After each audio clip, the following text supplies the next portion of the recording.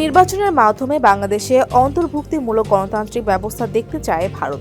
দেশটির প্রধানমন্ত্রী নরেন্দ্র মোদীর ব্যাংকক সফর নিয়ে শুক্রবার এক বিশেষ সংবাদ সম্মেলনে ভারতের পররাষ্ট্র সচিব বিক্রম মিশ্রি কথা বলেন। বাংলাদেশের নির্বাচন নিয়ে বৈঠকে কোনো আলোচনা হয়েছে কিনা জানতে চাইলে ভারতের পররাষ্ট্র সচিব বলেন, যে কোনো গণতন্ত্রে নিয়মিত ও অন্তর্ভুক্তিমূলক নির্বাচন একটি গুরুত্বপূর্ণ অংশ।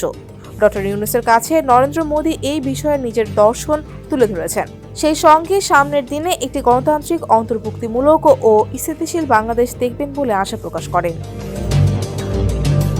এ বিষয়ে বৈঠক সূত্র জানায়, ভারতের প্রধানমন্ত্রী ডক্টর ইউনূসকে যখন বাংলাদেশে শান্তিপূর্ণ অন্তর্ভুক্তি ও গণতান্ত্রিক ব্যবস্থার কথা জানান, তখন তিনি প্রয়োজনীয় সংস্কারের মাধ্যমে চলতি বছরের ডিসেম্বরের মধ্যে নির্বাচন অনুষ্ঠানের কথা জানান। বৈঠক সূত্রে আরও জানায়, যদি আরও কিছু সংস্কার প্রয়োজন পড়ে, সেই ক্ষেত্রে বাকি সংস্কার সম্পূর্ণ করে আগামী বছরের জুনের মধ্যে নির্বাচন অনুষ্ঠিত হবে বলে নরেন্দ্র মোদীকে জানান বাংলাদেশের প্রধান উপদেষ্টা।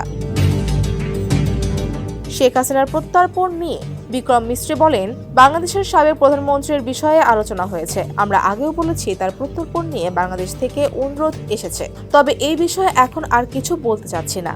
এই বিষয়ে বৈঠক সূত্র জানায়, বৈঠকে শেখ হাসিনার প্রত্যর্পণ নিয়ে আলোচনা হয়। এই ক্ষেত্রে ভারতের পক্ষ থেকে নির্দিষ্ট কোনো জবাব দেওয়া হয়নি, তবে ভারত বিষয়টির নোট নিয়েছে। লিলি হালাল বিউটি সোপ, বিএসটিআই কর্তৃক সনদপ্রাপ্ত দেশের প্রথম হালাল বিউটি সোপ, দীপ্তিময় উজ্জ্বল ত্বকের জন্য। সংখ্যালঘু নির্যাতন নিয়ে বৈঠকে আলোচনার বিষয়ে জানতে চাইলে বিক্রম মিশ্রি বলেন, সংখ্যালঘু পরিস্থিতি নিয়ে আলোচনা হয়েছে। নরেন্দ্র মোদী এই নিয়ে জোরালো ভূমিকা রেখেছেন। বাংলাদেশের সংখ্যালঘু পরিস্থিতি নিয়ে ভারতের গভীর উদ্বেগের কথা জানানো হয়েছে। তিনি বলেন, ভারতের প্রধানমন্ত্রী বলেছেন, বাংলাদেশের সরকার সংখ্যালঘুদের দায়িত্ব পালনে সফল হবে, পাশাপাশি সংখ্যালঘু নির্যাতনের তদন্ত করবে। ডেস্ক রিপোর্ট, সমকাল।